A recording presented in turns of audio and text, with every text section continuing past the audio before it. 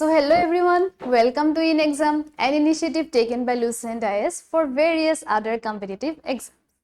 So আজি আমাৰ day 4 হয় আমি যেহেতুকে প্ৰেছি ৰাইটিং কৰি আহিছিলো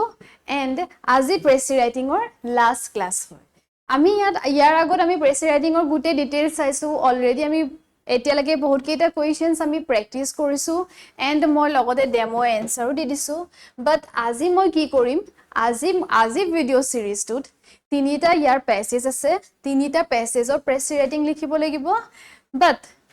First passage or pressy writing tour already mo demo di dim demo answer to present kori dim and second and third page to pressy writing likhibo lagibo hetu apnaloke nije likhibo lagibo nije try koribo lagibo moi olop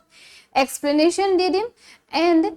tar answer to jodi apnalokor evaluate korabo mon goise tetia evaluation er karone apnaloke amar telegram group ot file to share koribo paribo so yes etu eta passage hoy etu ahi goisle pressy writing administrative assistant officer exam ot APSC jitu organize korisile 2024 or question paper or etu question hoy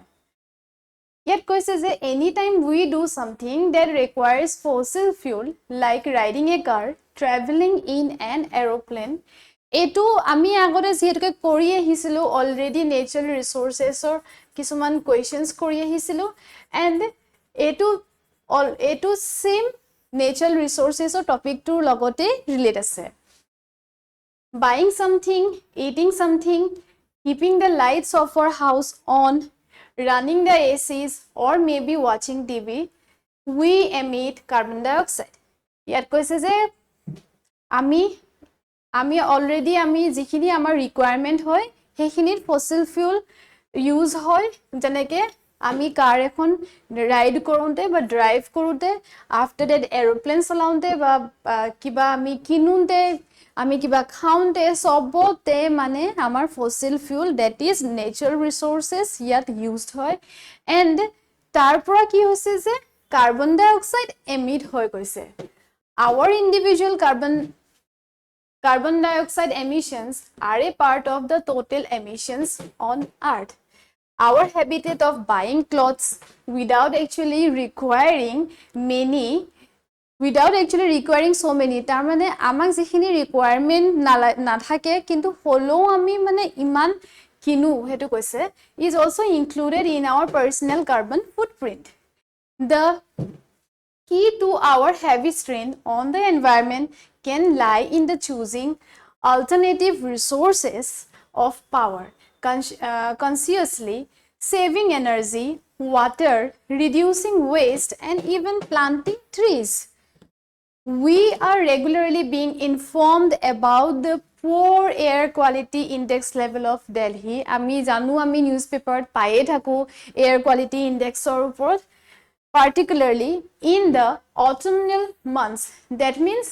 amar jikhini winter ohar agor months khini summer aru winter major months khini kotha koise urban spaces have been choked and residents are facing respiratory problems along with a low quality of life koise je ei carbon emission hok ba logote mane air quality index je amar poor hoise ei bro karone ki hoise respiratory issues ahise urban people se mane urban population bahut face korise ei bro upor thik ase so urban spaces have been choked and the residents are facing respiratory problems along with a low quality of life urban gardens are small oases of life আজিকালি আমি দেখিছো মানে urbanot ki urban population er ki korise mane aru logote mane ki hoise urban areas ot already mane trees bu cut down hoise and yet koise je people are turning to rooftop garden koise আজিকালি আমি দেখো যে rooftopot sobe mane garden logai container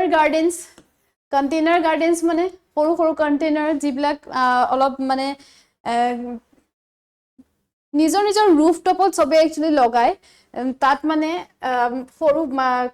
nijor kitchen uses or karone jikhini vegetables dorkar hoy mane daily লাইফত যিখিনি vegetables দৰকাৰ হয় বা তেনেকে সৰু সৰু মানে শাক পাচলি লগাই gardens in patios balconies and yards. So আমি দেখো যে এটো হৈছে terrace, okay, balconies and yards, and these efforts are sustainable strides towards reducing our own carbon footprints. কৈছে যে আমি আমাৰ এইখিনি আমি যিখিনি কৰো ন সেইখিনি মানে আমিতো অলৰেডি প্লান্টেশন কৰিছো ন, ৰুফটপ গাৰ্ডেনে হক লাগিলে বা টেৰেসতে আমি গাৰ্ডেন নকৰো কিয়, বাট আমি প্লান্টেশন কৰিছো তাৰ পৰা কি হয়, তাৰ পৰা কৈছে যে ৰিডিউসিং আমাৰ ফুটপ্ৰিন্টটো ৰিডিউস হয় কৈছে the integration of urban farming into city planning is gaining credence as residents realize the twin benefits of pleasure and improving urban resilience. The urban local administrative bodies also admit that this is potential transformative movement in urban development. ইয়াত কৈছে যে total ইয়াত overall কি কৈছে, কি ক'ব খুজিছে যে ইয়াত আৰবান প্ল্যানিংৰ ওপৰত কৈছে, আৰবান পপুলেশনৰ ওপৰত কৈছে, লগতে কাৰ্বন ফুটপ্ৰিন্ট, সেইটো হৈছে কাৰ্বন ফুটপ্ৰিন্ট, এইটো হৈছে মেইন পইণ্টটো যাৰ ওপৰত মানে কথা কৈ আছে। আৰবান ফাৰ্মিং ফেচেছ চেলেঞ্জেছ কৈছে কিহৰ কাৰণে, land and availability of regulatory hurdles and continuous investment. Nonetheless, a growing commitment to sustainable development is a pervading positive attitude. Yet a solution to dia goise, and choosing our own consumption based on local products and start growing our own produce can reduce our personal carbon footprint. Yet koise je amar personal carbon footprint keneke hobo, ami jodi local products and আমি যদি আমাৰ নিজৰ produce কৰো, আমি মানে আমাৰ যেনেকে আমাৰ প্লান্টেশনে হক লাগিলে আমি যদি ট্ৰিজ প্লান্ট কৰো বা আমি নিজৰ ইউজেছৰ কাৰণেও যদি এটলিষ্ট কৰো ন, তেতিয়াও মানে কি হৈ যাব, আমাৰ কাৰ্বন পাৰ্সোনাল কাৰ্বন ফুটপ্ৰিন্টটো ৰিডিউস হৈ যাব কৈছে। ওকে, আমি ইয়াত নেক্সট চাওঁ হক, এটো প্ৰেচিটো কেনেকে লিখিছো,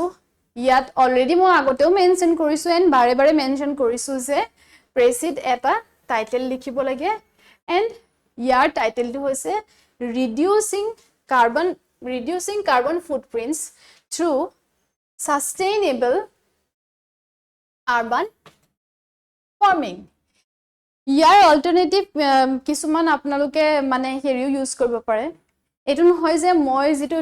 দিছো টাইটেল হেতু টাইটেলে ইউজ কৰিব লাগিব বা তেনেকুৱা টাইপ, মানে মিনিংটো সেম হ'ব লাগে। আৰু এটো সদায় ধ্যানত ৰাখিব লাগিব যে আমাৰ প্যাসেজটো যেটো কোৱেশ্চন কৰিছে, আমাৰ প্যাসেজটো একচুয়ালি যাৰ ওপৰত হয় মেইন যেটো আইডিয়া হয় সেই আইডিয়াটোৰ পৰা ওলাই যাব না লাগে, এন্ড টাইটেলটো তাৰ বেছতে আমি টাইটেলটো বনাব লাগিব। It কৈছে urban activities like driving, consuming and excessive use of resources leading to increase in carbon footprint and degradation of air quality. Urban population, ইয়াত মই আকৌ এবাৰ দেখাই দিছো, কাৰ্বন ফুটপ্ৰিন্টৰ কথা কৈছিলে ইয়াত, ঠিক আছে, এন্ড লগতে কাৰ্বন ডাইঅক্সাইড এমিশন হৈছে কৈছে, yes, এন্ড এবোৰ সব আমি ইয়াত মেনশন কৰিম, ঠিক আছে। আমাৰ এয়াৰ কোৱালিটি ডিগ্ৰেড হৈছে অলৰেডি কৈছিলে, আমাৰ পোৰ এয়াৰ কোৱালিটি ইনডেক্সৰ ওপৰত কৈছিলে ইয়াতে poor air quality index level, okay, and urban population are adopting techniques like rooftop garden, container gardens to enhance urban resilience and sustainability. Yet কৈছিলে urban population কি কৰিছে, ইয়াত urban farming হৈছে, ঠিক আছে। ইয়াত কৈছে যে rooftop garden, people are turning to rooftop gardens, then container gardens, then gardens in patches, then balconies and yards. So ইয়াত মেনশন কৰা হৈছে। After that, although restricted land and regulations pose challenges, supporting local produce and conscious consumption encourages progress toward sustainable urban living. So, lastত already conclusionত ইয়াত কোৱা গৈছিলে যে আমাৰ কি হক কেনেকে আমি কাৰ্বন ফুটপ্ৰিন্ট আমি ৰিডিউস কৰিব পাৰিম কেনেকে থ্ৰু সাস্টেইনেবল মেজাৰ্স লৈ আমি কেনেকে আমি কাৰ্বন ফুটপ্ৰিন্ট ৰিডিউস কৰিব পাৰিম ইয়াত অলৰেডি মেনশন কৰা গৈছিলে so in short in a concise form etu hoise precis for of the first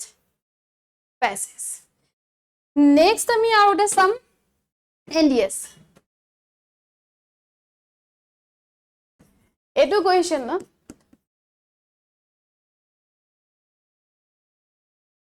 and add a title to it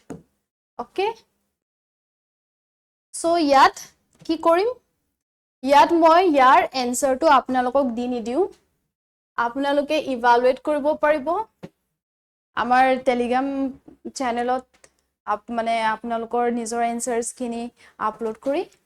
but moi yat simple eta explanation dim moi সহজ কৰি দিব বিচাৰো যে actually ইমান ডাঙৰ হয় না প্ৰেচিটো so এই প্ৰেচিটো কি ক'ব বিচাৰিছে just এটা মানে clue দিও it is of course much easier to look back 500 years than 50 years and nonetheless world war 2 ইয়াত কৈছে যে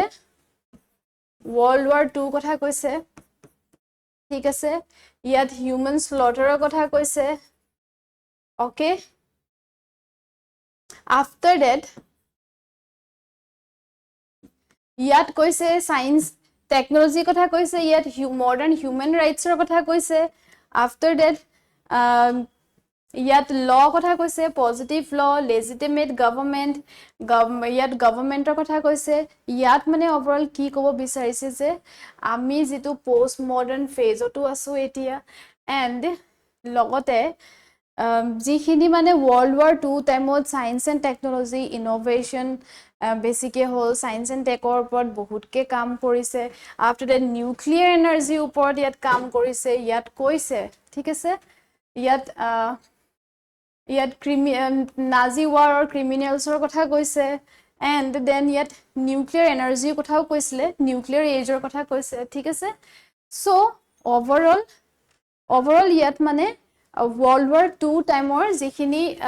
হৈছিলে মানে তাৰ ওপৰত ডিটেইলছত মেনশন কৰিছে and ইয়াৰ মই প্ৰেচিটো আপোনালোকক লিখি নিদু ইয়াৰ মই একো ডেমো এক্সপ্লেনেশন ডেমো প্ৰেচিও আনা নাই আপোনালোকে নিজে এটো ট্ৰাই কৰিবলে and আৰু এটা প্ৰেচি আনিছো হেতু হৈছে আসাম হিষ্ট্ৰী ওপৰত আজিকালি যিহেতুকে এটো মডেল কোৱেশ্চন হয় এটো মোৰ মানে কোনো PYQ ৰ পৰা মই উঠাই আনা নাই আজিকালি যিহেতুকে আসাম পাৰ্সপেক্টিভ কোৱেশ্চনস বহুত বেছি খুদি আছে সো আসাম হিষ্ট্ৰী ইয়াত কোৱেশ্চনটো এটো আহিছে যে Assam situated in north eastern region of India is a land with rich and diverse history that dates back to ancient times so ancient time or kotha koise thik ase yet medieval time or kotha koise Assam history then yet Mughal invasion keneke ki hoisile battle of Saraighat or kotha koise thik ase yet Lasit Borfukonor namo mention korise after that 19th century treaty of Yandabur kotha koise then it comes to colonial exploitation or kotha koise and Assam's modernization so overall yet Assamor porpra gole koise ancient medieval and modern a tinita part a passage to mention ase okay so ইয়াৰ প্ৰেচিটো আপোনালোকে নিজে লিখিব লাগিব মই just এটা কৈ দিছো কিমানটো word লিমিটৰ ভিতৰত লিখিব লাগিব ওয়াৰ্ড লিমিটটো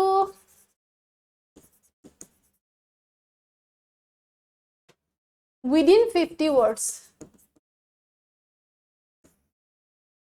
within 50 words try কৰিব যাতে প্ৰেচিটো লিখিব পাৰে